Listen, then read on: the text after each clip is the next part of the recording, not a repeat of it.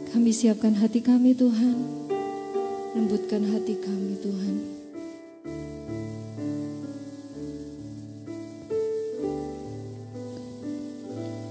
Ku yakin saat Kau berfirman, ku menang saat Kau bertindak. Hidupku hanya ditentukan oleh perkataanmu. Ku aman karena Kau menjaga. Ku kuat karena Kau menopang. Hidupku hanya ditentukan oleh kuasa-Mu.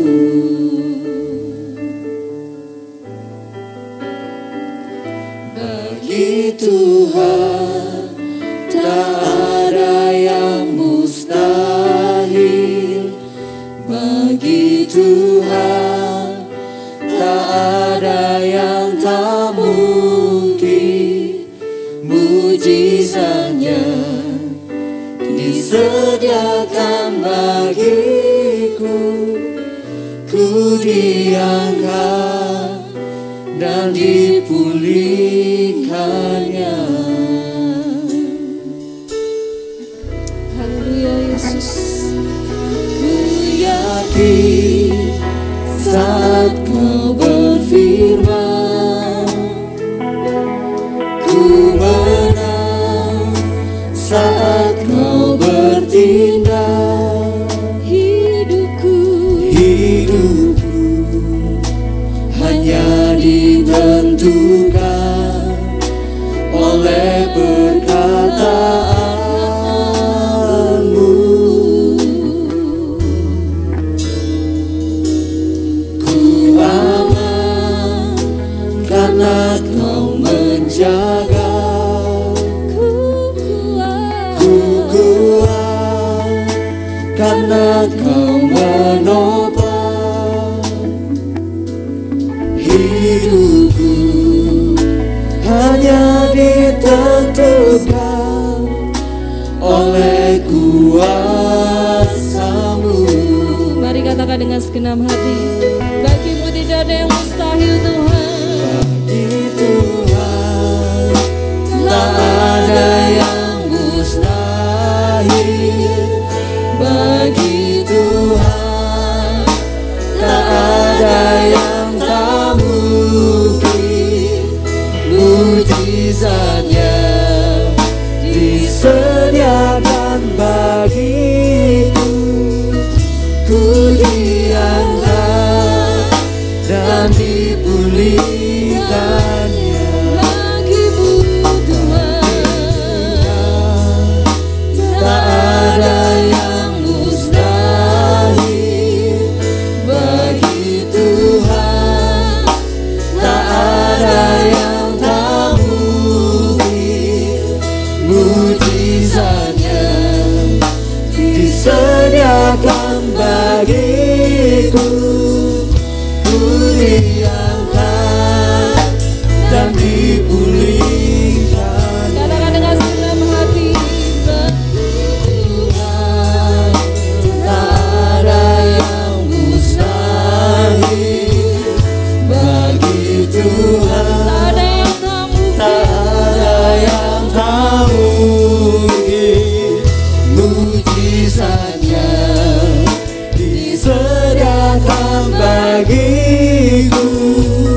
Ku diangkat dan dipulihkannya. Sekali lagi saya undang kita bangkit berdiri di hadapan Tuhan. Bagi-Mu Tuhan, bagi Tuhan tak ada yang mustahil. Bagi Tuhan tak ada yang tak mungkin. Mujizatnya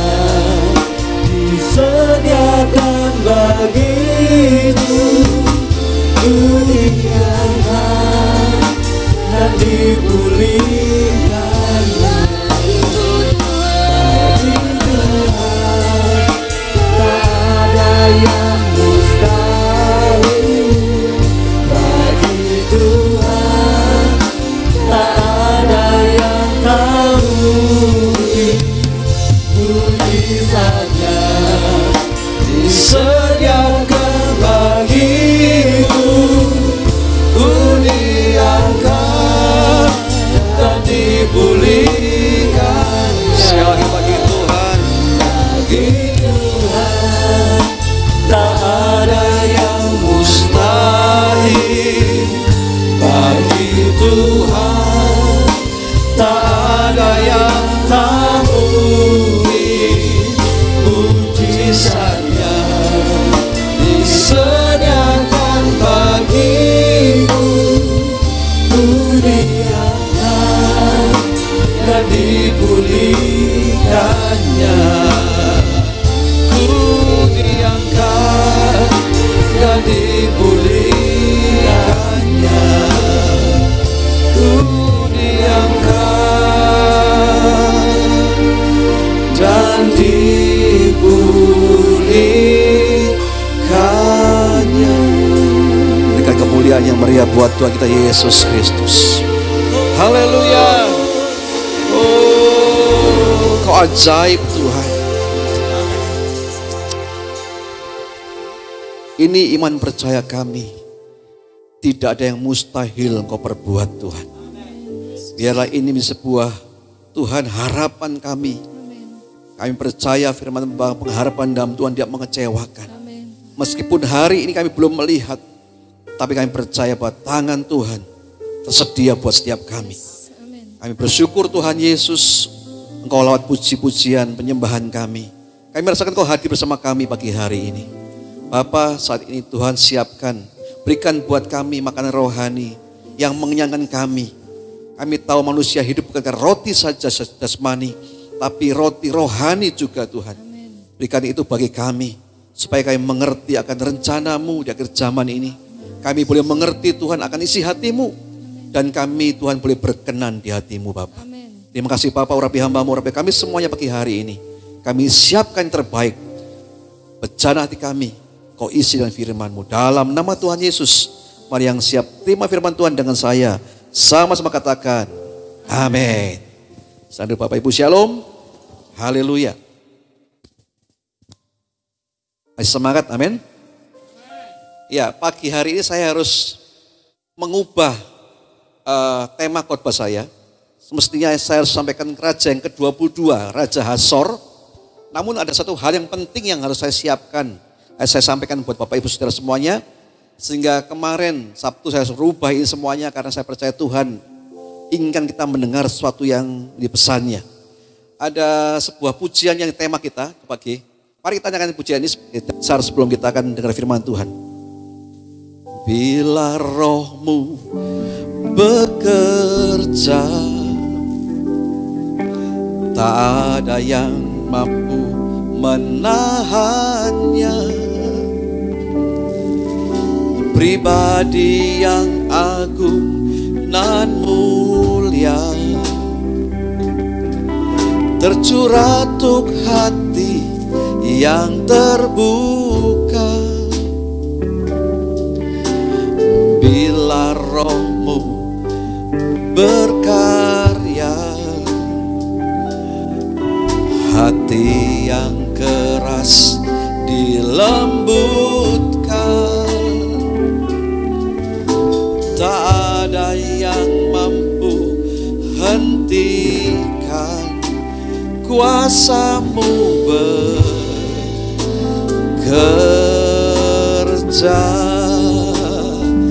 Ini waktu-Mu Roh Kudus, penuhi setiap hati yang haus. Ini yang saya suka Bapak Ibu. Ku lakukan perkara yang mustahil, setiap hari bergerak dengan tuntunan ilahi. Pujian ini sungguh menginspirasi saya. Kalau roh Tuhan itu ada, dia tinggal dalam kita, maka kita akan melihat perkara-perkara yang mustahil terjadi. Amin. Nah, Bapak Ibu perhatian ini.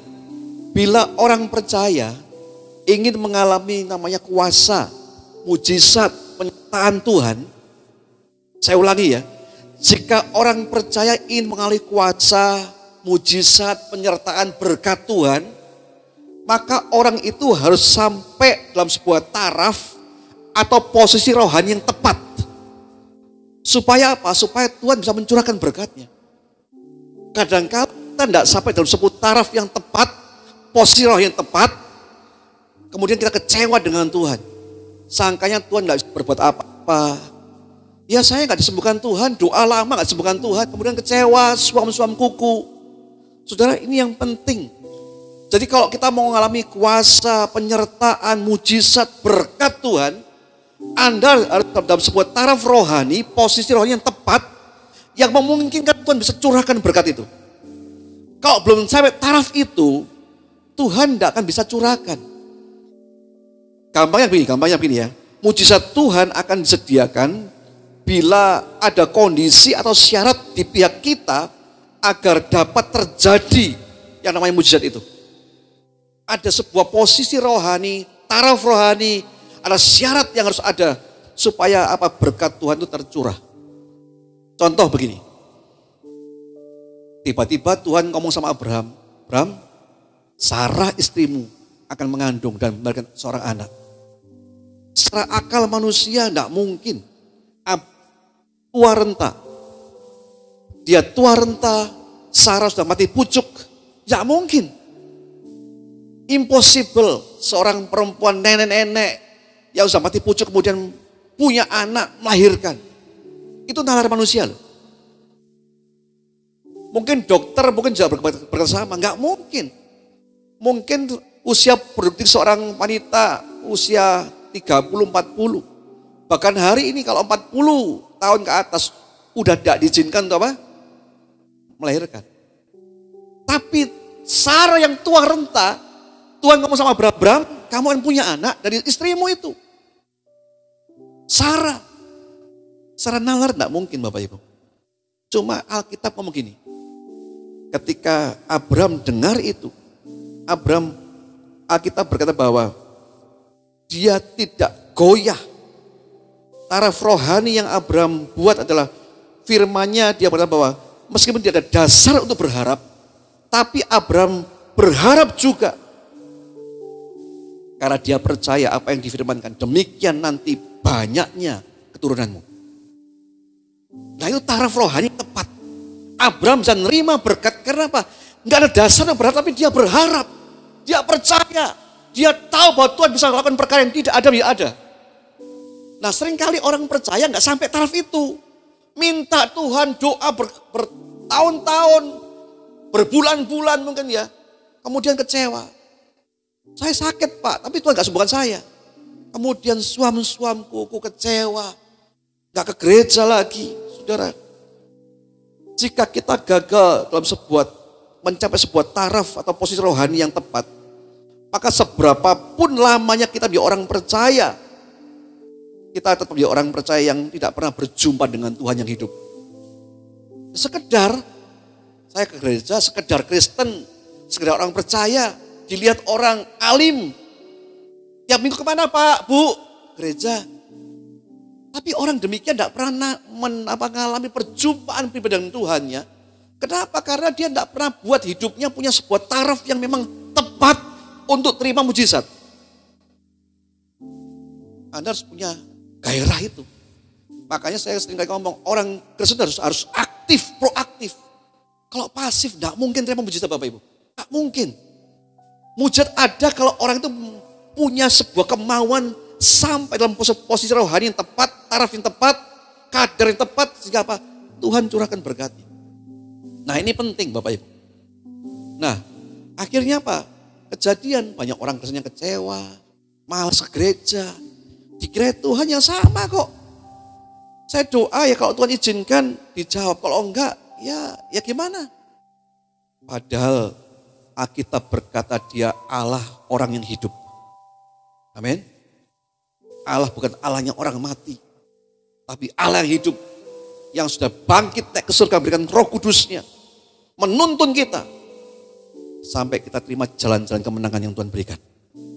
Nah Bapak Ibu ini penting. Kenapa kalau kita gak sampai ke taraf ini, mengerti hal ini. Kita gak tempat hati kita dalam posisi rohani yang tepat. Tuhan gak mungkin curahkan. Ada keraguan, ketakutan. Wah kalau saya ini gimana ya takut. Bapak Ibu ikut Tuhan itu harus ini loh. The courage to believe. Berani untuk percaya. Percaya itu harus berani. Kalau ada, ditantang sedikit, enggak berani wes. Cari aman. Anda enggak bakal berjumpa dengan the mighty God Tuhan kita. Enggak akan bakal. Orang Kristen harus berani menguatkan percayaannya. Alkitab seringkali berkata bahwa ketika ada masalah, Daud bertubi-tubi masalah. Absalom memberontak dia, Shimei mengutuki dia, raja-raja hendak membunuh dia, Saul hendak membunuh dia. Tapi Alkitab ngomong gini, Daud memperkuat kepercayaannya. To believe, the courage to believe. Sebuah keberanian untuk apa? Percaya. Orang beriman harus berani Bapak Ibu. Kalau gak berani-berani cari aman, Anda gak bakal ketemu Tuhan. Efeknya apa dampaknya? Jadi orang Kristen biasa. Sembayang, gak jawab-jawab Tuhan ya biasa. Akhirnya apa? Cari utang, cari pinjaman. Dikira Tuhan gak sanggup Bapak Ibu. Kenapa? Karena Anda gak mau berusaha sampai taraf rohani, posisi rohani yang Tuhan bisa curahkan berkatnya. Nah kalau itu gak pernah kita mengerti, seberapapun kita alim ikut Tuhan, kita tidak akan pernah mengalami Tuhan yang dahsyat itu. Saya percaya semuanya ingin mengalami Tuhan yang dahsyat, amin. Nah pagi ini minimal 3 perkara, 3 syarat atau kondisi agar berkat Tuhan, mujizat Tuhan, penyertaan Tuhan lebih bagian orang percaya. Ini kalau kita sungguh-sungguh perhatikan, ya. Kalau Anda perhatikan semua metode di dalam Alkitab, cara menghadirkan mujizat, maka perlu peran orang percaya. 3 kondisi ini yang saya catat, minimal 3. Yang pertama, yuk kita lihat apa saja yang perlu supaya berkat Tuhan, mujizat Tuhan, penyertaan Tuhan itu akan terjadi. Coba kita lihat dalam Ibrani 11 ayat yang ke-17 sampai yang ke-19. Ibrani 11 ayat 7. Bacakan. Karena iman maka Abraham tatkala ia dicobai mempersembahkan Ishak. Ia yang telah menerima janji itu rela mempersembahkan anaknya yang tunggal. Walaupun kepada yang telah dikatakan keturunan yang berasal dari Ishaklah yang akan disebut keturunanmu. 19. Ini karena ia berpikir bahwa Allah berkuasa membangkitkan orang-orang sekalipun dari antara orang mati. Dan dari sana ia seakan-akan telah menerimanya kembali. Jadi yang pertama, kalau Anda mau mengalami berkat mujizat penyertaan Tuhan, berani untuk percaya. Amin. Berani untuk percaya. Iman itu perlu keberanian. Iman bukan sesuatu yang pasif, yang mati. Tapi iman harus kita hidupi, kita pupuk terus, kita kembangkan terus, kita sirami terus. Dengan namanya keberanian. The courage to believe. Keberanian untuk percaya. Nah, orang percaya agar masuk dalam alam mujizat, atmosfer mujizat, maka dia harus menguatkan hatinya untuk berani percaya apa yang Tuhan katakan lebih dari fakta yang ada. Ini Ishak dijanjikan. Dia dapat mujizat. Oh ternyata Sarah mengandung. Sarah melahirkan. Nenek-nenek melahirkan dalam sejarah manusia. Sarah. Setelah usia kira-kira 12 tahun Ishak itu. Abraham mendengar suara Tuhan, persembahkan anakmu itu. Seolah-olah Tuhan itu, dia memberi, dia minta kembali. Tapi ayat yang 19 saya suka sekali. Karena ia berpikir, Abraham berpikir, bahwa Allah berkuasa membangkitkan orang-orang sekalipun dari antara orang mati. Saudara, musuh iman itu pikiranmu, saudara. Musuh iman yang paling besar itu pikiran. Gak mungkin. Kok saya memberi pasti kayak kurang. Itu pasti pikiran. Nah, sebab itu kalahkan pikiranmu dengan pikiran Kristus. Kan Paulus ngomong gitu. Taklukkan pikiranmu di bawah apa? Pikiran Kristus. Makanya Abraham ini berani mempercayai perkataan Tuhan lebih dari fakta yang ada. Dia bawa anaknya itu. Dikasih kayu di atas, dipanggul oleh Ishak. Dengan 2 bujangnya dia kuat ngomong gini, tinggallah di sini. Aku dan anak ini akan ke gunung itu. Dan kami akan sembahyang. Dan kami akan kembali lagi kepadamu. Itu perkataan iman yang berani loh. Abraham tahu pagi-pagi benar, dia tahu bahwa dia harus membunuh anaknya di gunung itu. Yang Tuhan minta. Gunung Muria ya. Diminta. Dia tahu apa yang akan terjadi dalam jam-jam berikutnya. Dia akan hurus pedangnya dan tangkapkan ke tubuhnya Ishak. Selesai. Tapi Abraham punya taraf rohani yang tepat menghadirkan mujizat Tuhan. Dia ngomong sama bujangnya, tunggulah di sini kami itu lebih dari satu ya. Aku dan anak ini kami akan pergi ke gunung itu, kami akan sembahyang dan kami akan kembali lagi kepada kamu.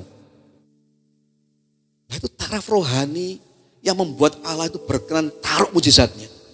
Taruh kepercayaan berkatnya. Bapak Ibu, berkat itu kepercayaan.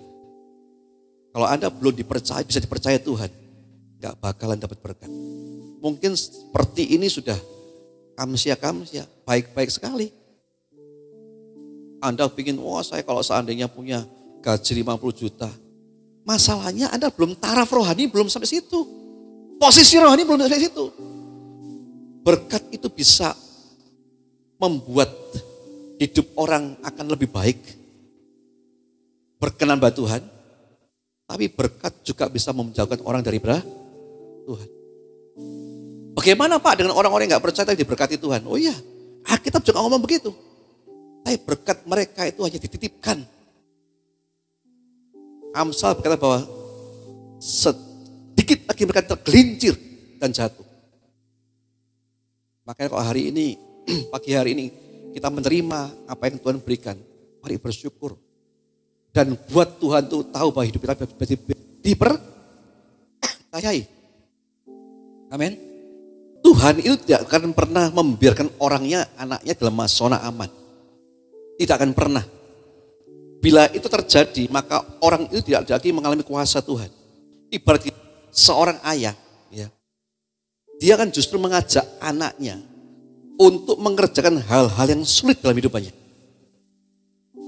Supaya anaknya ini jadi tangis dalam perkara seperti itu. Kadang-kadang saya ke rumah, kemudian harus ngecat rumah. Kalaupun bisa, itu harus dia bisa yang lebih lain. Pasang apapun, ya, pasang fiser, paku, sebagainya. Saya ajar supaya apa? Dia tangkas dalam kehidupan. Demikian Bapak kita di surga, Bapak Ibu. Izinkan saya ngomong gini, justru ketika engkau dalam masa-masa kesulitan, justru ya, ketika engkau masa-masa kesulitan, kesukaran, sebetulnya saat tepat Bapak itu memberkati Anda. Ujian-ujian yang Bapak izinkan, sebenarnya itu adalah sebuah kondisi yang tepat kita mengalami pengalaman mujizat yang baru dengan Tuhan. Maka kalau ada ujian jangan, waduh, gimana Tuhan? Gampang nyalain Bapak, gampang nyalain Tuhan.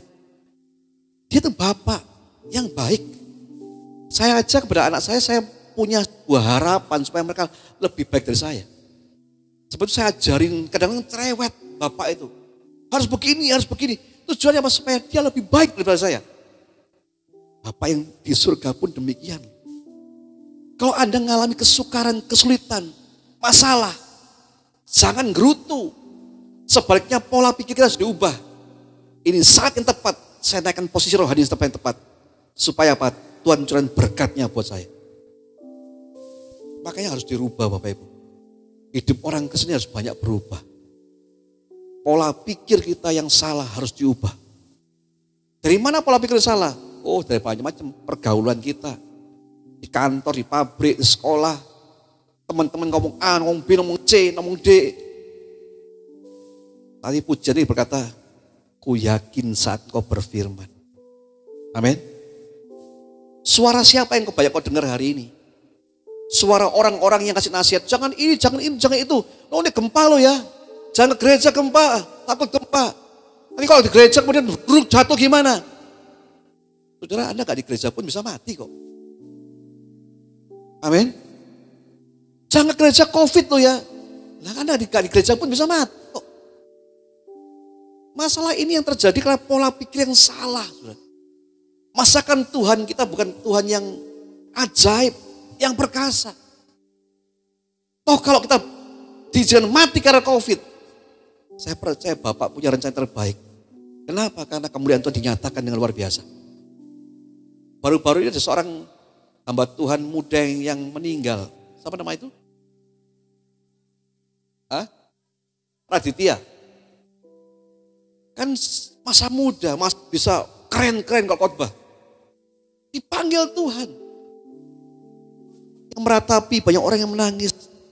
Tapi saya yakin Bapak Ibu, di balik itu kemudian Tuhan dinyatakan. Hari-hari banyak loh sekali quote-quote-nya dia muncul. Yang dulu nggak pernah kita dengar kan. Supaya apa? Supaya kemudian Tuhan dinyatakan. Makanya kalau kita hidup bagi Tuhan, kalau mati keuntungan. Amin. Nah kalau kita takut mati terus ya parah Bapak Ibu. Jadi orang percaya nggak percaya Yesus itu betul-betul. Jangan ke gereja, COVID nanti. Wah parah begini. Nggak di gereja pun kalau ada diizinkan di rumah, ada orang batuk mati kok. Tapi kalau kita hidup, mari kita berikan terbaik buat Tuhan. Seperti Abraham. Meskipun gak ada dasar untuk berharap, tapi dia berharap juga. Karena dia mempercayai firman-Nya. Keturunanmu nanti akan menguasai bumi ini. Amin. Yang pertama, supaya kita mengalami yang namanya mujizat Tuhan. Posisi tempatkan hidupmu dalam posisi yang berani untuk percaya. Amin. Kalau gak berani percaya repot Bapak Ibu, gak mengalami Tuhan. Bener. Berani percaya. Loh, nyatanya begini. Berani percaya. Pegang perkataan Tuhan lebih dari segalanya. Dari fakta. Kalau fakta yang ada kan gak berani terus kita ya. Lihat faktanya begini gak berani. Faktanya begini gak berani. Hidup kita ini beriman, bukan berfakta. Iman adalah dasar sekali yang satu yang tidak kita lihat tuh. Bukti yang kita harapkan. Berfakta sudah lihat dulu Bapak Ibu masalahnya. Manusia banyak sekali berfakta dan beriman. Mari kita yang pertama berani percaya. Yang kedua, posisi rohani apa yang tepat supaya Tuhan bisa curahkan berkatnya. Kejadian 6, ayo kita lihat ayat 16 sampai 18. Saya akan bacakan Kejadian pasal 6 ayat 16 sampai 18. Buatlah atap pada bahtera itu dan selesaikanlah bahtera itu sampai sehasta dari atas dan pasanglah pintunya pada lambungnya. Buatlah bahtera itu bertingkat bawah, tengah, dan atas. 17. Sebab sesungguhnya aku akan mendatangkan air bah meliputi bumi untuk memusnahkan segala yang hidup dan bernyawa di kolong langit. Segala yang ada di bumi akan mati binasa. 18. Tetapi dengan engkau, aku akan mengadakan perjanjianku dan engkau akan masuk dalam bahtera itu. Engkau bersama-sama dengan anak-anakmu dan istrimu dan istri anak-anakmu. Saudara, ini cerita Nuh. Nuh itu berani ambil risiko karena imannya. Yang pertama berani percaya, tapi yang kedua berani ambil risiko karena percayanya. Nuh Tuhan perintahkan buat bahtera. Dan pada zamannya nggak ada namanya perkataan Tuhan, nasihat Tuhan karena semua orang berdosa. Tuhan muak dengan mereka. Tapi Nuh tiba-tiba dengar, buat bahtera, seperti ayat yang ke-16 tadi. Buatlah atap bahtera, selesaikan bahtera itu sampai sehasta atas, pasang pintunya pada lumbungnya, buatlah bahtera itu bertingkat bawah, tengah dan atas. Ini suara Tuhan Nuh. Pada zamannya orang gak ada yang mau bawa bahtera. Nuh ajak orang, ayo Tuhan mau hukum kita. Gak ada yang percaya.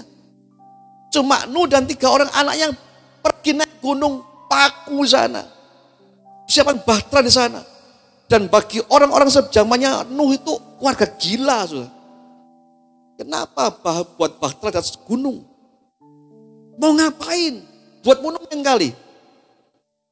Tapi Nuh tahu bahwa karena iman pun dia harus berisiko itu. Nah seringkali orang Kristen tidak mau ambil risiko imannya. Tidak akan ada cerita air jadi anggur.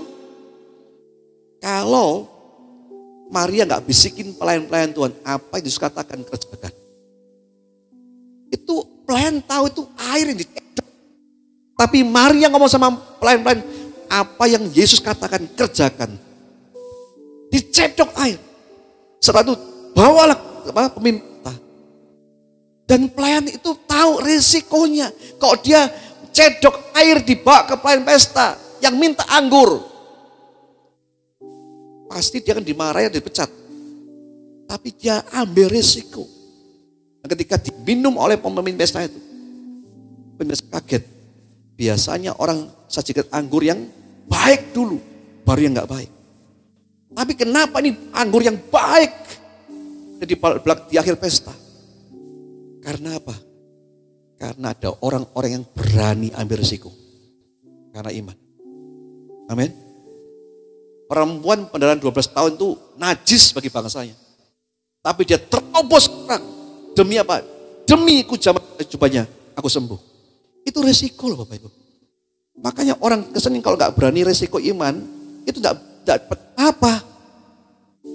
Ini yang disebut dengan Paulus hidup untuk Tuhan. Kalau iya katakan iya, kalau tidak ada kompromi. Salahnya apa? Orang Kristen selalu kompromi. Dengar orang lain, gak enak lah. Ya ada. Saudara jangan jual imanmu ke perkataan orang. Tapi mari kita sungguh-sungguh percaya bahwa apa yang Tuhan katakan itu kebenaran. Saya cuma katakan sekali lagi Bapak Ibu, saya cuma tangkap gini loh. Tuhan itu ngomong sama murid-muridnya, manusia hidup dari saja. Tapi dari apa? Setiap firman Tuhan yang keluar. Manusia hidup bukan dari roti saja, tapi firman Tuhan yang keluar. Artinya manusia akan hidup sempurna. Kalau yang pertama dia makan jasmani, dia makan. Tapi yang rohani juga dia makan. Tapi berapa banyak orang Kristen yang sungguh-sungguh mau makan firman. Ngerti firman, merenungkan firman Tuhan siang dan malam. Itu orang-orang yang sungguh-sungguh akan hidup total dengan Tuhan. Coba kita hari ini lihat aja. Orang-orang lain yang belum berjumpa dengan jalan keselamatan. Saya tuh mengamati Bapak Ibu. Tiap-tiap pagi mereka tuh cari Tuhan. Bahkan setiap hari tuh berapa kali mereka harus cari Tuhan. Orang Kristen yang sungguh-sungguh sudah dapat jalan keselamatan. Ke gereja takut. Online. Ya saya ngomong digital memang, dunia digital memang memajukan ya. Teknologi memang baik. Tapi kalau orang sudah ngerti akan hadirat Tuhan. Mengalami jamahan Tuhan. Maka orang itu tidak akan puas dengan online Bapak Ibu. Percayalah saya. Survei membuktikan bahwa setiap gereja yang membuat YouTube untuk ibadah. Kalau yang kreator YouTube itu akan tahu. Dia akan buka itu. Dibuka file-filenya. Berapa banyak orang yang nonton. Dan yang terpenting berapa lama durasinya. Gereja kita 1 jam itu. Viewernya lumayan banyak. 100, kadang 100 lebih. Tapi kita dibuka Bapak Ibu. Yang nonton cuma 10 menit. Artinya apa? Di skip, dilewati. Dan mereka rasanya sudah ibadah loh. Rasanya sudah, aku sudah ibadah ya. Saya ngomong, aduh amit-amit kok bisa ya begini ya. Orang yang cinta Tuhan, yang namanya cinta. Saudara. Bapak Ibu yang sudah menikah, dulu waktu pacaran, gak ketemu sehari, saya bingung setengah mati kan. Gak dengar suaranya sehari saja, itu akan bingung, kenapa ya dia ya, si dia kenapa ya. Kalau kita cinta Tuhan, pasti kita nomor satukan Tuhan. Itu pasti. Gak bisa enggak. Akan nomor satukan Tuhan di atas segala-galanya. Nah kalau jangan suka yang online Bapak Ibu. Saya gak ngomong online itu, ya ada orang yang memang karena sakit. Atau online terbuka buat orang-orang yang belum percaya. Baik. Tapi orang-orang yang sudah kepercayaan mestinya harus dia nyembah Tuhan di dalam rumah Tuhan. Saya ngalami beda kok. Ketika awal pandemi kami kan harus buat online di rumah kan. Kita ngalami kan. Saya harus bawa keyboard ke rumah, saya harus main dengan beberapa singer. Pakai bass gitar, keyboard. Itu beda Bapak Ibu. Ketika di rumah Tuhan saya ngalami hadirat Tuhan yang luar biasa yang membuat saya kuat. Orang lain yang belum menemukan jalan keselamatan mereka begitu rupanya ngoyo. Kita tuh enak-enak. Jangan sampai ngomong yang terdepan akan yang terkemudian. Yang awal dia, yang belakangan. Jangan Bapak Ibu. Saya dorong ini jemaat-jemaat yang masih online, suka online ini. Datang ke rumah Tuhan. Di sini nggak ada COVID kok. Kalau ada mati karena COVID, itu kemudian Tuhan dinyatakan. Amin. Nah, kenapa takut? Tapi kita harus juga menjaga sih. Pakai masker, protokol kesehatan. Tapi iman jangan digadaikan karena itu Bapak Ibu. Kenapa? Kalau Anda gak berani ambil risiko, Anda tak akan pernah mengalami yang namanya Tuhan yang mighty God, yang besar itu. Coba C. Pujian dikarang oleh seorang namanya Pak Williar Kauntu. Ketika dia juga mengalami, dia mendapat pencerahan tentang Nuh. Nuh tiap-tiap hari bawa kayu ke gunung. Ditanya, kemana Pak Nuh? Ke gunung. Ngapain? Ayo ikut yuk buat bahtera. Buat mau kan ada hujan air bah. Kok bahtera di atas gunung? Yang mau di pantai Pak Nuh. Ayo ikut. Tiap-tiap hari dia mengalami namanya risiko imannya. Main pujian berkata begini. Di saat ku bimbang, saat ku tertekan, dan tak ada seorang pun mau menolongku.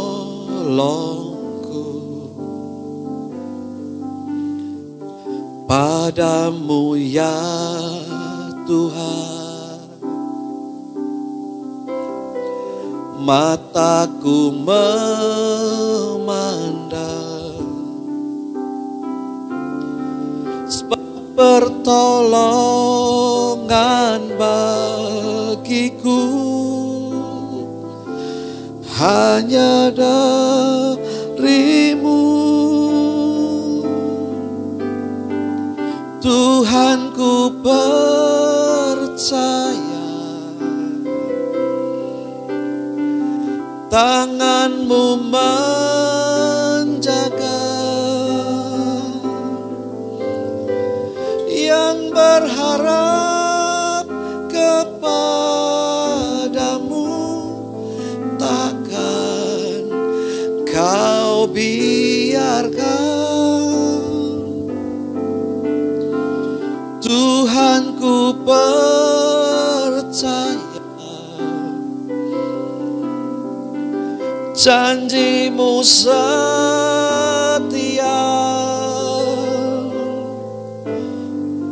tetap ku hidup bagimu sampai selamanya.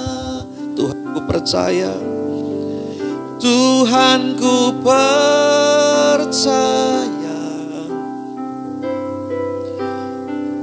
janjimu menjaga yang berharap kepadamu, takkan kau biarkan. Tuhanku percaya janjimu setia, tetap ku hidup bagimu sampai selam. Ini yang saya suka Bapak Ibu. Tetap ku hidup selamanya bagi Tuhan. Jangan pikir begini loh. Murtad itu sebuah perkara ketika engkau nyangkal Tuhan. Gak sederhana itu. Definisi murtad itu gak semudah itu Bapak Ibu. Ketika engkau sedang tidak mengasihi Tuhan lagi. Engkau sudah mulai kompromi dengan dunia. Di situ mulai benih murtad sudah ada Pak. Artinya gini loh. Kita harus punya sebuah daya lengket dengan Tuhan. Kuat dengan Tuhan. Tak tergoncangkan meskipun orang ninggalin kita. Gak ada pertolongan sekalipun. Kita harus penuh begini. Tetap ku hidup bagi Tuhan selama-lamanya. Wow. Ini juga harapan saya Bapak Ibu. Harapan kita semuanya. Mungkin di dunia ini gak kita ngalami seperti orang-orang yang kaya, yang kaya raya. Bisa kemana-mana. Tapi kita mau bersyukur buat keluarga kecil kita. Dan kita ngomong gini, Tuhan, terima kasih. Saya hidup Tuhan untuk Tuhan selama-lamanya. Resiko, amin. Iman itu perlu resiko. Percaya itu pada resikonya. Jangan mau enaknya dengan Tuhan saja Bapak Ibu. Ini sebuah hal yang salah. Kristen tanpa salib. Padahal Tuhan mau pikulah salibmu dan ikutlah aku. Salib kita ini macam-macam. Ada yang kekayaan, kekhawatiran, kecemasan, takutan. Itu salib yang kita harus pikul. Makanya ayo kita sungguh-sungguh dengan Tuhan hari-hari ini. Amin. Yang pertama, the courage to believe. Berani untuk percaya. Yang kedua adalah berani untuk berisiko. Karena iman. Yang terakhir yang ketiga. Kita lihat Yohanes pasal yang ke-6 ayat 8 sampai 9. Yohanes 6 ayat 8 sampai 9. Seorang dari murid-muridnya yaitu Andreas, saudara Simon Petrus berkata kepadanya, di sini ada seorang anak yang mempunyai 5 roti jelai dan 2 ikan. Tapi apakah artinya itu untuk orang sebanyak ini? Yang ketiga, posisi rohani yang tepat supaya Tuhan bisa bela Anda. Ada mujizat, penyertaan, perkenan Tuhan. Saya harus ngomong gini. Berani memberi, mendatangkan mujizat Tuhan. Nah ini kadang-kadang pola pikir kita gak nyampe, gak hidup. Memberi kurang. Saya. Gimana saya harus memberi? Oh saya aja kurang.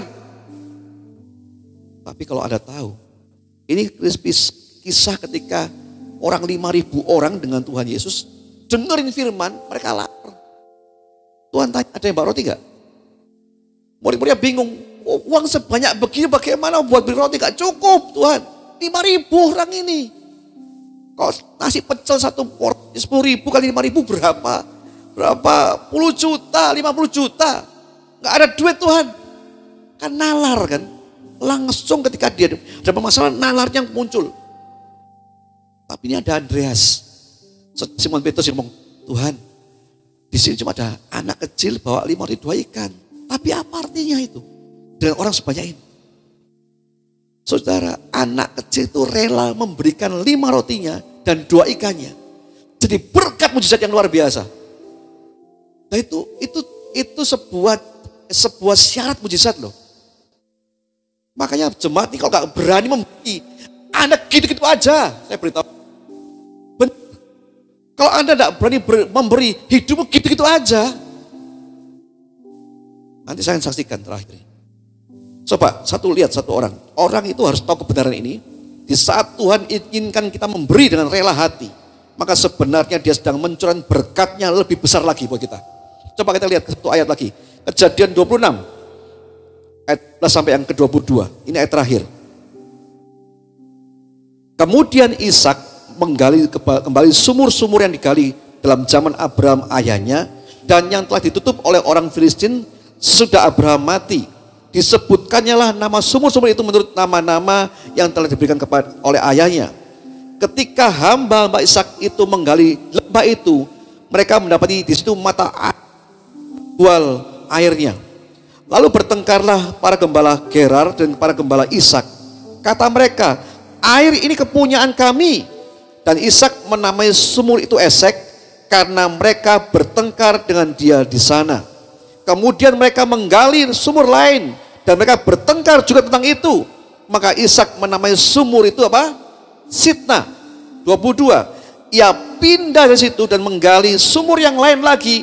Tapi tentang sumur ini mereka tidak bertengkar. Sumur ini dinamai Rehobot. Dan ia berkata, sekarang Tuhan telah memberikan kelonggaran kepada kita. Sehingga kita dapat beranak cucu di negeri ini. Ini Ishak. Kalau Anda baca di atasnya, itu ada sebuah kata-kata yang dahsyatnya luar biasa. Ishak menjadi kaya, bertambah kaya, semakin kaya. Tapi tahu rahasia gimana? Ketika dia gali sumur, dapat air, berbual-bual, sumur bisa berkat kan? Bertengkar, dikasih. Bergali sumur lagi, bertengkar, dikasih. Ishak ini berani melepaskan apa yang Tuhan minta loh. Demi dia dapat Rehobot. Sumur di mana dia ngomong sekarang kita dapat kelonggaran tempat ini. Nah kalau jemaat tidak pernah diajar memberi, berani memberi, hanya ngomong minta Tuhan, wah terlalu itu Bapak itu. Itu pengajaran terlalu Bapak saya ngomong. Makanya kadang-kadang pikiran kita rusak, kenapa? Karena Injil kemakmuran. Minta. Bapak itu, Allah itu Bapak Ibu, mengertilah itu. Allah itu bukan cukong. Yuni cukong? Kei. Dia makanya Tuhan ngomong, kalau kamu berdoa sebut dia bukan cukong loh. Jangan anggap Allah itu cukong. Anda salah. Bapak tuh punya perasaan dan dia tahu saat yang tepat, posisi yang tepat, taraf tepat dikasih. Dan satu taraf yang tepat ketika orang itu berani memberi. Ishak ini berani melepaskan. Loh kenapa dia gak bertengkar? Bertengkar aja. Dia makin kaya kok. Zaman dulu kok orang makin kaya dia punya banyak pengikut. Pasti dia menang. Ya kan? Tapi dia lepasin, ambil. Pertama Esek, bertengkar, ambilan. Sitna, buat lagi, bertengkar, ambilan. Ada keberanian untuk melepaskan apa yang Tuhan minta. Saudara, saya beritahu begini. Semua yang ada pada kita itu milik Tuhan, bukan milikmu. Kita cuma pengelola. Amin. Saya tidak pernah ngomong perpuluhan, tapi saya ngomong gini. Perpuluhan itu adalah haknya Tuhan, bukan hakmu. Memberi perpuluhan yang jujur Bapak Ibu. Kalau Anda gak jujur, Anda itu korupsi milik Tuhan loh. Benar gak? Ya kan banyak orang yang wah kerjanya hebat luar biasa. Tapi kita melihat hamba Tuhan, banyak hamba Tuhan juga ngomong, kok begitu ya? Kenapa? Karena ketika dia punya segalanya, dia potong dengan tagihan ini, akhirnya tinggal dikit, kasih Tuhan 10%. Anda berani memberi, itu berkat. Saya nggak pernah ngomong perempuan, tapi saya ngomongin karena apa? Saya akan bersaksi pada pagi hari ini. Kenapa saya ganti tema dengan tema seperti ini? Mestinya saya harus ngomong tentang apa? Raja Hasor bukan? Ke-22. Saya saksikan Bapak Ibu begini. Awal Mei, Pak Yonas itu ngomong dengan saya, Pak, PT kita, PT tempat yang punya ruko ini, suruh buat surat penangguhan pembayaran sewa. Dan saya pikir udah clear Bapak Ibu. Saya senang, waduh puji Tuhan ya. Karena kita baru bayar April, kemudian ini periode berikutnya harus ditangguhkan lagi kan. Saya senang Bapak Ibu. Senang sekali. Ya mungkin nanti saya harap jemaat punya hati memberi 45 juta itu dengan ruko seperti ini betul nggak mahal buat Tuhan. Amin. Tapi sering saya juga mengerti kondisi. Kadang-kadang ketika jemaat diberitahu begini kemudian nggak datang ke gereja. Tapi saya harap di sini nggak ada kan. Orang yang temu fight dengan Tuhan. Tapi ada orang-orang juga menghindar. Ya saya tahu juga. Tapi saya ngomong gini, Tuhan tidak terlalu kecil. Tuhan bukan terlalu miskin dan persembahan. Ketika saya senang tiba-tiba tanggal 2 Mei atau 3 Mei, saya dapat telepon dari PT-nya. Pak Agus, ini suratnya nggak disetujui. Surat apa ya Pak? Penundaan. Nggak disetujui. Harus bayar tanggal 8. Kalau enggak, kunci serahkan. Wah, saya ngomong, ini kayak brek gitu kan. Kayak dapat durian runtuh, banyak benjol-benjolnya. Saya ngomong sama orangnya, Pak, kalau tanggal 8 itu Sabtu, kapan saya koordinasi dengan jemaat? Oh baiklah, Senin jam 10. Saya ngomong kan. Kemudian mereka ngomong, ya udah, saya tanggal 2 itu galang. Berapa jemaat saya ajak menggalang. Itu belum cukup Bapak Ibu. Yang kedua, saya harus pindah rumah. Sejak gereja di tempat ini saya harus cari hidup sendiri, cari pergumulan sendiri. Tapi saya percaya bersyukur Tuhan tolong saya. Rumah kami tempat ini 7 tahun harus pindah karena saya pikir ya harus pindah lah. Bocor semuanya, saya so perbaiki lagi terlalu besar buat saya. Saya putuskan pindah. Masalah satu rumah belum selesai, gereja belum selesai, anak saya dapat kabar kalau harus ujian. Harus dibayar semua uang ujian dan uang bukunya. Itu beban 3. Bruk.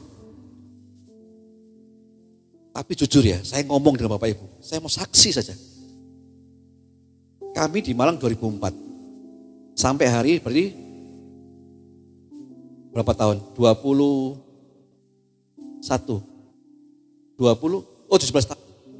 tahun. Saya di Malang. Tahun pertama 2004, saya nggak seperti ini Bapak Ibu. Saya bingung sekali. Ketika rumah harus habis, waktu itu 2004 ya. Saya kontrak di Sulfat, bingung sekali. Habis kontrak gimana? Gereja waktu itu masih muda-muda, banyak anak muda semua. Hampir nggak ada orang yang, orang dewasanya dikit lah. Anak muda banyak. Dari tahun ke tahun, Tuhan ajar saya tuh courage, berani percaya. Mulai Januari saya kuatkan beberapa jemaat yang goncang karena pandemi. Berani percaya Pak, berani percaya. Mei tiga berkat buat saya, burak langsung. Mikirin gereja, mikirin rumah, mikirin anak sekolah. Belum yang lain, mikirin mobil misalnya. Saya juga perlu mobil kan untuk waktu itu pelayanan keluar kota. Pikirin semua Bapak Ibu. Kalau saya pikirin dengan 4 kondisi itu, mas saya kumat. Tapi saya nggak tahu ya, saya ada sebuah ketenangan batin sekali. Terutama waktu Rabu waktu IWP itu, saya tenang batin saya. Saya berjalan nyembah Tuhan di tempat ini loh.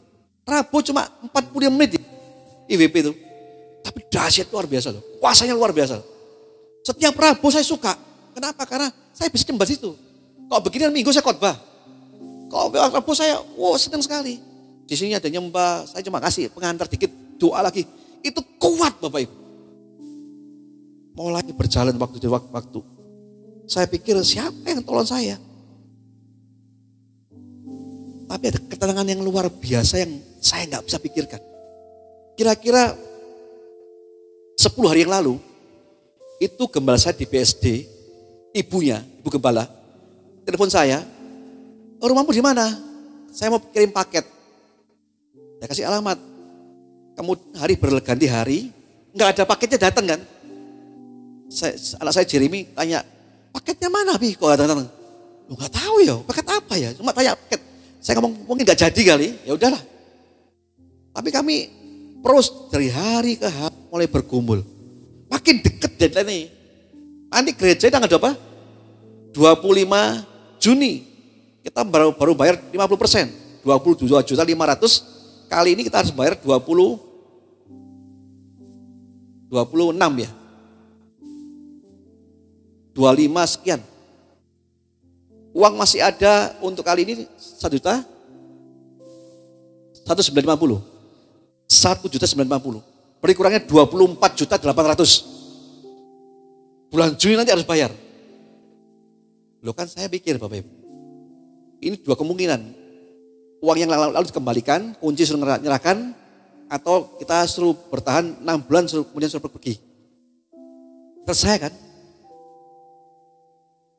Tapi saya aneh gitu. Setiap kali kami buat di sini IWP, di rumah mesbah keluarga, itu gak ada ketakutan sama sekali. Beda dengan 2004 yang lalu saya takut banget. Gimana ini gak bisa apa. Ini enggak Bapak Ibu, tenang. Luar biasa. Paketnya gak ada datang-datang kok. Ya sudah. Bapak Ibu Rabu kemarin waktu IWP. Kita sudah siap-siap, saya mau mandi nih. Jam 5:20 udah agak gelap. Di rumah saya ngomong, paket. Anak saya Joel keluar karena orang bawa pakai topi gini. Wah dia gak takut. Terus dia ngomong, siapa Joel? Gak jelas. Ya udah saya keluar Bapak Ibu. Tapi semakin saya deket, saya keluar, dia ngomong paket, saya tahu suaranya. Ini gembala saya di PSD. Bapak Ibu coba ya, ini pelajaran rohani yang benar loh, yang bagus. Domba itu mendengar suara gembalanya, ya kan? Saya mau tanya, Anda dengar suara Tuhan enggak? Anda lebih dengar suara siapa? Orang tetanggamu, kanan kirimu, RT RW-mu, atau Tuhanmu? Saya makin dekat. Loh, bisa lihat, loh ini Pak Theo. Namanya Pak Theophilus. Oh iya, dan saya paketnya gitu. Waduh, kemudian saya ngomong sama istri saya, saya beritahu. Mereka ke hotel, terus saya ngomong sama istri saya, temanku datang. Siapa donat? Teman siapa? Mantan, saya ngomong gitu. Saya ke hotel Bapak Ibu, dia ngomong begini. Kaget. Satu rombongan datang dari Bapak Gembala, Ibu Gembala saya, dan dua orang anaknya. Wah kaget. Akhirnya kita lah gak pernah berjumpa. Saya tanya, kok bisa ke sini? Itu pokoknya gak pernah direncanakan, pasti ke Malang aja. Cuma semalam Bapak Ibu datang ke Malang itu. Cuma semalam. Tapi tahu gak gini? Saya ini terharu, Tuhan itu ajaib luar biasa. Waktu mau pulang dari rumah saya sebelum dia ke hotel, jadi sebelum kami ketemu hotel, dia pulang dulu di rumah saya. Bapak ibu gembala saya itu ngomong sama saya gini, Gus, doain kami ya. Oh ya Bu, tapi doain apa? Pokoknya doain kami ya. Iya. Terus saya pulang, dia pulang ke hotel, setelah saya jemput di hotel, kita makan malam sama-sama. Kita antarin juga keliling Malang sampai jam 12 malam. Di hotel kan cuma sehari kan ya. Malam tidur. Saya mau tidur Bapak Ibu jam 11:30 malam. Tiba-tiba ada SMS masuk. Pak Theo nyuruh saya. Rasanya ada sesuatu dengan Agus ini. Apa ini? Saya gak ngomong sama siapa loh Bapak Ibu. Dia transfer 10 juta buat saya. Itu hal yang gak pernah saya pikirkan. Saya ngomong ke Tuhan, terima kasih. Engkau itu luar biasa buat saya. Jika saya butuh rumah kontrakan masih saya DP 5 juta. Saya butuh anak saya sekolah. Tuhan transfer. Berani percaya. Tapi sebelum itu, saya ngomong begini. Kenapa saya dapat 10 juta? Waktu Pak Nenes ngomong, ini harus digalang dananya gimana? Saya gak punya dana. Saya 4 bahkan perkara yang kecepit. rumah habis, anak sekolah, gereja, mobil, cepet. Ketika pada saya ngomong, ayo kita galang tabur. Saya ngomong, saya tabur lah. Saya nggak punya. Tapi saya tabur buat rumah Tuhan. Saya kasih Bapak Ibu, 1 juta. Ternyata Tuhan yang saya percaya itu dahsyat luar biasa. Makanya berani percaya. Ojo ngengkel terus dari orang Jawa gitu loh. Ya kan? Ini rahasianya. Ada berani memberi. Itu sudah sebuah taraf rohani yang benar. Yang kedua Anda harus punya keberanian untuk percaya. Yang ketiga Anda harus punya resiko iman. Berani beresiko. Kan sudah selesai kan? Selesai. Kami keliling terus. Keliling terus Malang sampai 12 malam. Kemudian gembala saya itu lihat, ada martabak Pecenongan 78. Itu martabak terkenal di Malang yang baru 3 outlet. Nyoba ya, saya mau beli temen, hojok secingping. Wah beda, tapi mahal. Kemarin jual coba-coba aplikasi ketekan, beli dah kita. 2 martabak rumahnya 124.000. Oh tapi saudara, kalau jangan martabak ecek-ecek ya jauh dong. Kalau ini lidah kita ngerti masak makanan enak gak ngomong gini, bodoh aja. Itu mau lidah bodoh itu Bapak Ibu. Loh ini harus coklat yang mahal itu masalahnya. Loh yang ecek-ecek, itu. Tuh Bapak. Makanya beliau, saya suruh beli ya. Teman beliau, dengar kesaksian saya ini. Gak beli awas kamu. Oh dia ngomong, itu kan teman saya. Namanya Pendeta Ting Ting. Dan Ibu Sinta. Teman gembala. Loh kok ada sini ya? Sini ada ya? Oh iya. Ya saya keliling lagi, berapa ya? 3 tempat. Di KAPI ada, sebelahnya Hot Swimmy. Kemudian ada juga di Soekarhata. Juga di Bangi, Kopi yang di daerah Retaku itu. Martabak Pecenongan 78. Saya ngomong gini supaya saya juga promosi. Supaya Anda berkati mereka semua. Malam-malam Buteo telepon saya. Pagi-pagi. Dapat Gus. Dapat apanya Bu? Ternyata Bu Gembala ini sharing tentang gereja kita Bapak Ibu. Tahu enggak? Tuhan berkati 20 juta Nes. Tepuk tangan buat Tuhan Yesus. Makanya beliau. Kurang 4.800.000 kan? Ya kan? 24.800 kurangnya. Dikasih 20 juta. Izinnya saya ngomong 4.800.000 adalah bagianmu. Supaya kau diberkati. Amin. Nah, kalau gak berani gimana Bapak Ibu? Jadi saya hari 2 hari lega. Kenapa? Karena kita punya Tuhan yang dahsyat. Saya ganti tema khotbah saya. Kenapa? Saya kuatkan Bapak Ibu semuanya. Kalau Anda masih menganggap ada orang-orang yang menjadi sandaranmu, Anda salah. Ada orang-orang yang kita anggap sebagai sandaran. Oh bisa bantu saya, bantu gereja. Enggak bisa. Hati orang beda. Tapi saya mau katakan hari ini, Tuhan tidak butuh orang-orang seperti itu. Tuhan dengan cara yang sendiri tolong orang gerejanya, rumahnya. Makanya saya harap, ayo kita online kembali. Gak usah onset, onset kembali, gak usah online-online ya. Onset aja, datang buat Tuhan, nyerahkan diri dengan Tuhan. Gereja ini bukan Tuhan bisa hanya bisa minta saudara, tapi Tuhan bisa berikan dan dahsyat apa yang kita minta. Bisa tepuk tangan lagi buat Tuhan kita Yesus Kristus. Pak Yohanes Budipra Freedom. Amin. 25 Juni ada dananya. 4.800.000 memang Tuhan sediakan Bapak supaya kita nabur. Terutama yang belum nabur ini saya tantang. Kalau Anda mau diberkati nabur. Bu Awun ngomong sama saya ada dana diakoni yang 4 juta bisa pinjam. Saya gak mau pinjam. Karena ini bagian saudara untuk nabur. Kalau kita pinjam dana diakoni Anda gak punya bagian untuk nabur. Kalau Anda mau diberkati, yang pertama berani percaya.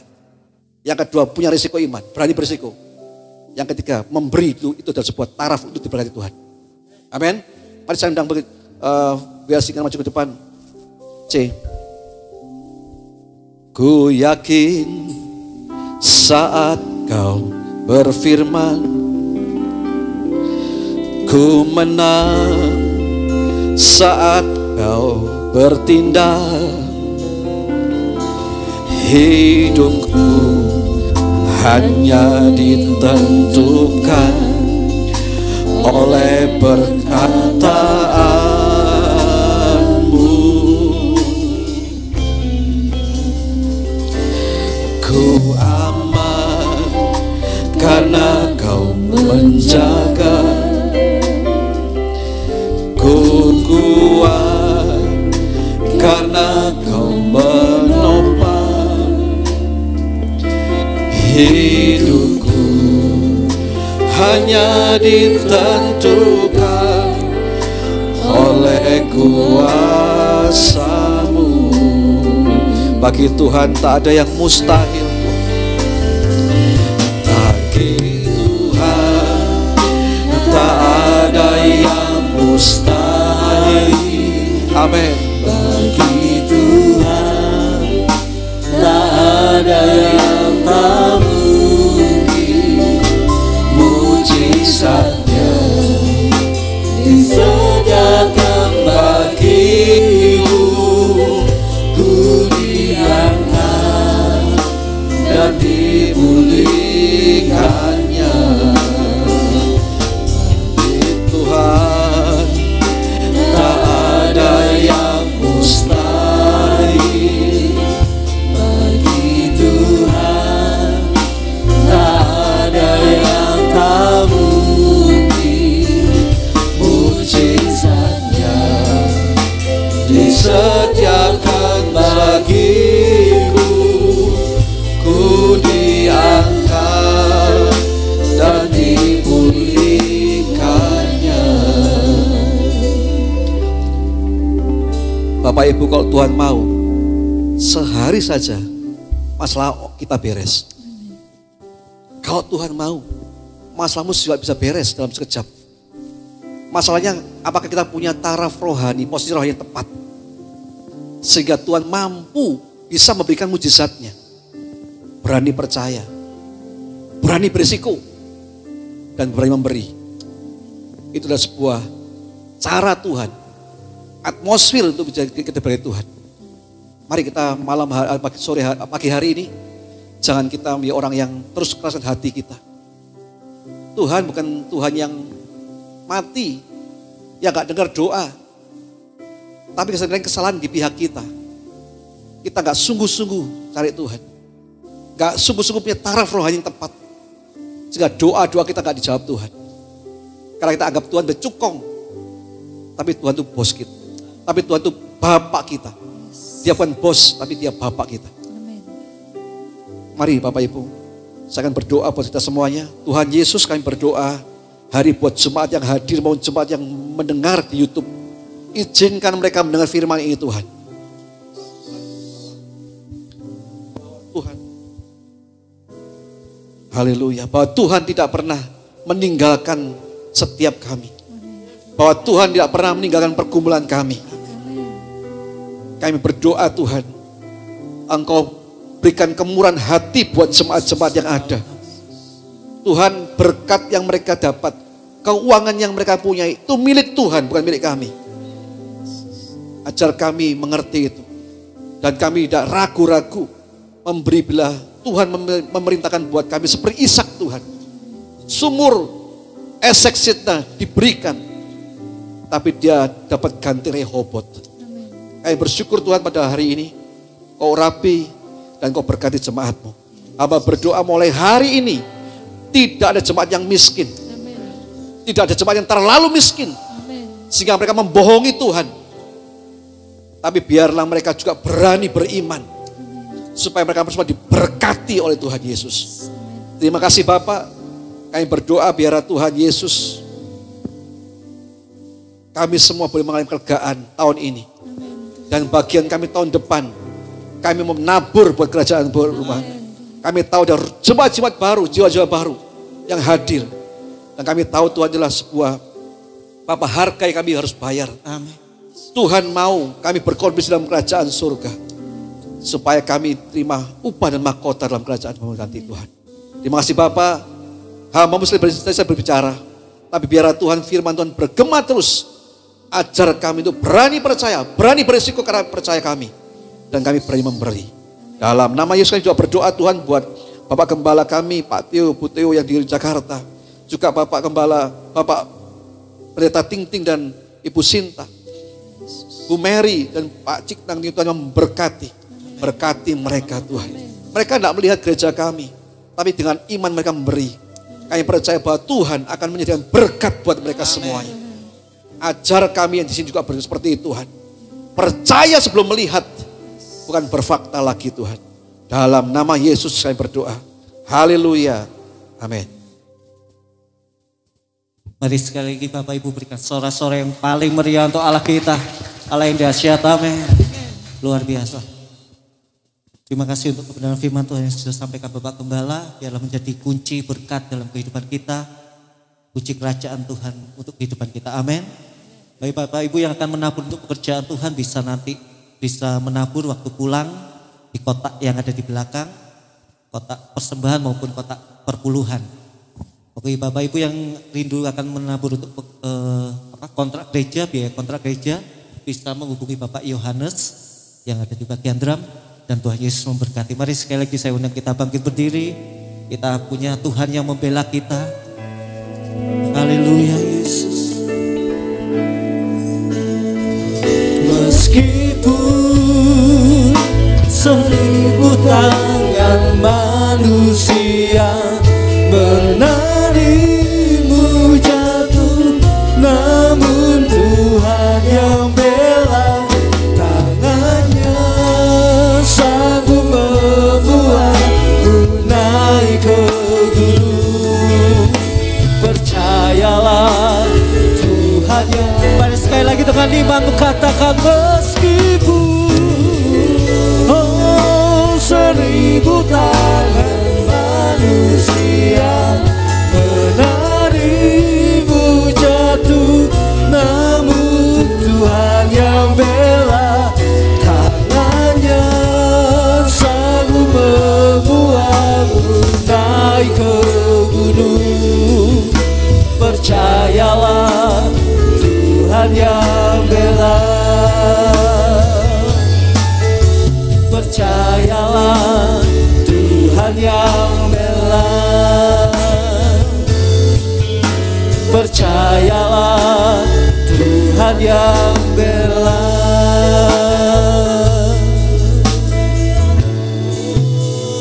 Terima kasih Tuhan. Sungguh kami bersyukur. Kami memuji Engkau Allah yang luar biasa dalam kehidupan kami. Bukti bahwa Engkau pembela kami yang ajaib dalam kehidupan kami Tuhan. Kami bersyukur buat mukjizat-Mu yang Kau nyatakan bagi kami. Firman-Mu berkata orang-orang yang mengandalkan-Mu Tuhan tidak akan Kau tinggalkan Tuhan. Yang berharap kepada Engkau saja Tuhan, Tuhan pasti akan membuka jalan bagi kami. Kami bersyukur atas campur tangan-Mu Tuhan. Tidak kebetulan bahwa tahun ini kami hidup dalam tuntunan ilahi-Mu Tuhan. Oleh karena itu Tuhan, kami harus mengalami tanda-tanda heran. Hal-hal yang mustahil bagi kami tidak mustahil bagi kami, karena kami percaya kami hidup dalam tuntunan-Mu. Kami mau terus bergerak maju Tuhan, bergerak dalam tuntunan ilahi-Mu, menggenapi setiap visi yang Tuhan berikan buat kami, buat gereja-Mu di tempat ini Tuhan. Terima kasih Tuhan. Kami bersyukur atas pertolongan Tuhan tepat pada waktu-Mu. Tidak pernah terlambat pertolongan-Mu bagi kami Tuhan. Kami bersyukur Tuhan, kami bersyukur. Terima kasih Tuhan. Sungguh ajaib Engkau dalam kehidupan kami. Biarlah Tuhan waktu yang Kau berikan buat kami, untuk kami ada di sini, gereja-Mu masih ada tetap di sini, adalah waktu Engkau berikan buat kami. Engkau terus kami bergerak maju untuk menjangkau banyak jiwa bagi kemuliaan nama-Mu. Ada rencana Tuhan yang Kau nyatakan bagi kami. Kami tetap ada di Sawah Jajar untuk menjaga orang-orang yang di sekitar ini menjadi berkat di sekeliling kami Tuhan. Kami percaya gereja-Mu ini Engkau pakai dengan luar biasa Tuhan. GPI Kairos di Kota Malang, bahkan juga yang di Kepanjen Tuhan, Engkau juga nyatakan kuasa dan mukjizat-Mu Tuhan. Biar semakin banyak dimenangkan jiwa-jiwa yang haus akan Engkau, jiwa-jiwa yang memerlukan keselamatan-Mu. Mereka boleh berjumpa dengan Engkau secara pribadi di tempat ini. Mereka dipulihkan, dikuatkan dalam kehidupan mereka Tuhan. Terima kasih Tuhan, tuntun kami terus. Tak habis-habisnya kami terus Tuhan. Kami terus mengandalkan Engkau dalam segala perkara. Kami mau berjalan maju terus bersama Engkau sang penerobos kami Tuhan. Yang membuat kami kuat dalam segala keadaan kami Tuhan. Tidak pernah Engkau meninggalkan kami Tuhan. Engkau yang memberkati setiap pekerjaan tangan-tangan seluruh pelayan-pelayan Tuhan yang selama ini kami terus Tuhan tak henti-hentinya berdoa untuk kami terus melayani-Mu semakin hari semakin berkenan di hadapan-Mu Tuhan.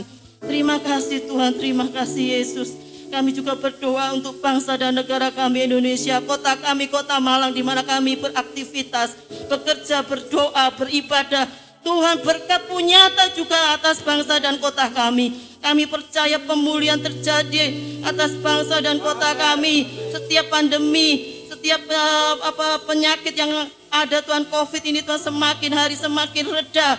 Oleh karena Tuhan campur tangan-Mu atas bangsa dan kota kami, kota Malang. Engkau memberkati pemerintah yang ada, baik Pak Presiden dan seluruh jajarannya dan seluruh yang bekerja di daerah-daerah sampai RT RW. Tuhan berikan roh takut akan Tuhan. Biar memerintah dan bekerja buat bangsa ini dengan roh takut akan Tuhan. Hikmat Tuhan menyertai mereka Tuhan. Terima kasih pemulihan terjadi buat bangsa kami, keamanan dan segala roh pemecah belah kami tolak di dalam nama Yesus. Biarlah roh kesatuan persatuan ada terus dalam bangsa kami. Dan bangsa kami terus bergerak maju, terus berbenah diri, terus memperbaiki diri dan juga bekerja membangun bangsa ini semakin maju Tuhan. Terima kasih Tuhan, kami bersyukur atas campur tangan-Mu yang luar biasa dalam kehidupan kami. Biarlah kami semuanya Tuhan tetap sehat di dalam Engkau, ada tempat perlindungan Allah yang kami percaya, Allah yang sanggup melindungi kami dari sakit penyakit apapun, dari malapetaka apapun Tuhan. Engkau yang memberikan kami perlindungan dengan sempurna. Terima kasih Tuhan, ini doa kami. Kami serahkan seluruh doa ini hanya di dalam nama Yesus dan kami siap untuk menerima yang terbaik. Mari Bapak Ibu angkat tangan bersama-sama. Arahkan pandang buat Tuhan. Pulanglah ke rumahmu. Pagi hari ini Tuhan menyapa wajah yang pada engkau, berikan engkau kasih karunia. Tuhan menyapa wajah yang pada engkau dan berikan engkau damai sejahtera. Biar berkat ini turun atas rumah tanggamu, atas suami, istri, anak-anakmu, kedua orang tuamu, kedua mertuamu, bahkan orang yang tinggal dalam rumahmu. Diberkati pekerjaanmu oleh Tuhan, diberkati kesehatanmu oleh Tuhan, diberkatilah keluar masuk oleh Tuhan, dan apapun yang jumpai tanganmu dibuatnya berhasil dan beruntung. Dan sekarang terimalah kasih dan damai Tuhan kita Yesus Kristus yang melebihi akal melalui dalam hatimu. Dalam masa yang sulit seperti ini kau punya pengharapan, punya masa depan, punya kekuatan untuk bertahan, bahkan menang. Dan kiranya tuntunan Roh Kudus akan menyertai saudara semuanya mulai pagi hari ini sampai Maranatha. Tuhan datang kali kedua. Mari yang percaya sama-sama katakan amin. Selamat pagi Bapak Ibu, Tuhan berkati. Sampai ketemu minggu depan.